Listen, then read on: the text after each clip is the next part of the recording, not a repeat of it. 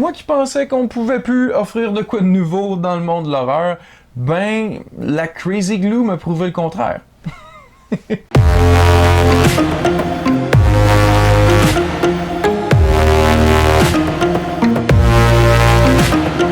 Bonjour et bienvenue à Chuck B Critique. Aujourd'hui, je vous donne mon avis sur la suite du film d'horreur à succès Don't Breathe, maintenant intitulé Don't Breathe 2.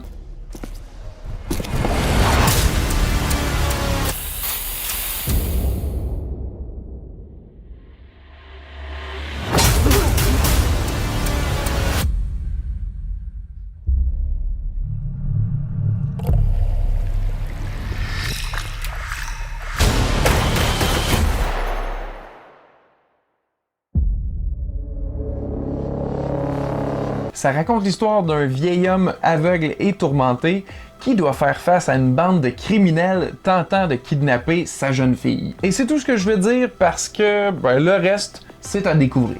Que vous ayez vu le premier ou pas, vous allez être assurément surpris par ce film-là. Ça veut pas dire qu'il n'y a pas certains éléments dont on se doute un petit peu la finalité, mais quand même, on va dans des endroits qu'on soupçonnait pas avec ce récit-là. Encore une fois, Stephen Lang est tout simplement excellent. Il donne une interprétation assez balancée et chargé émotionnellement. Ça veut pas dire que les autres acteurs secondaires et la jeune fille sont pas très bons et de calibre, mais on sent réellement que c'est le film de Stephen Lang. Il nous emmène dans des zones assez sombres et encore plus si on a vu le premier parce qu'on comprend toute l'ampleur du passé lourd qui traîne avec lui. On est un petit peu pris moralement parce que c'est comme une mauvaise personne, même si c'était pas totalement l'antagoniste dans le premier film.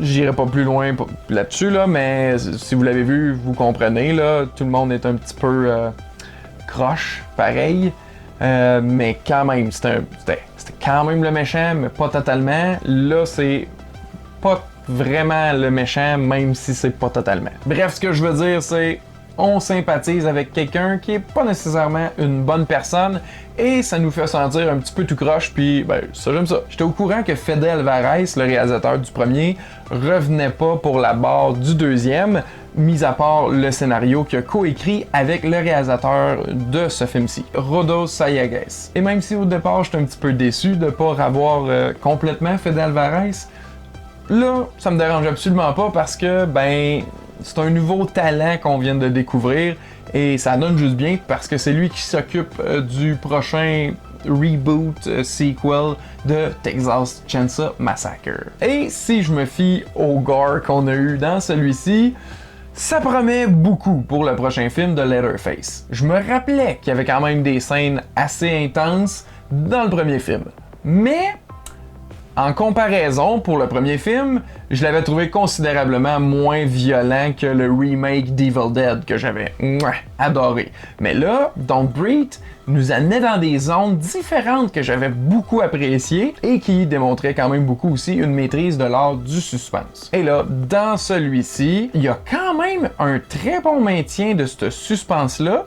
C'est fait de façon habile, mais côté horreur, il y a quand même une assez bonne surenchère et je l'ai trouvé totalement efficace. Comme nous rappellerait Randy de Scream, pour faire une suite, il suffit de suivre les règles. Premièrement, il y a toujours plus de morts. Deuxièmement, les scènes de meurtre sont bien plus élaborées. Il y a plus de sang, plus d'horreur. C'est un vrai carnage. Voilà ce que le public attend. Malgré le fait que je mentionne toute l'importance d'avoir quand même vu le premier pour apprécier encore plus la suite, c'est pas totalement nécessaire parce que l'histoire en soi peut se prendre comme une toute nouvelle entrée dans ce monde-là. On perd un petit peu justement du dilemme moral, mais côté histoire, tout se tient. Je dois mentionner que lorsqu'on y pense un petit peu après le film, il y a certaines incohérences scénaristiques, mais ce qui est important, c'est que dans l'action du film, on se pose pas ces questions-là parce qu'on est justement pris dans le suspense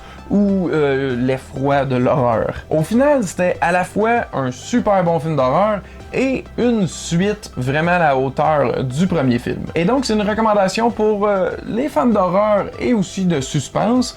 Ceux qui ont vu le premier, assurément à ne pas manquer, et même ceux que ça a passé sous leur radar, c'est le temps ou jamais de découvrir cette franchise maintenant excellente. Moi, j'ai adoré le film, mais vous, qu'en avez-vous pensé? Dites-moi ça dans les commentaires ci-dessous. Sur ce, je vous dis merci à tous et à la prochaine!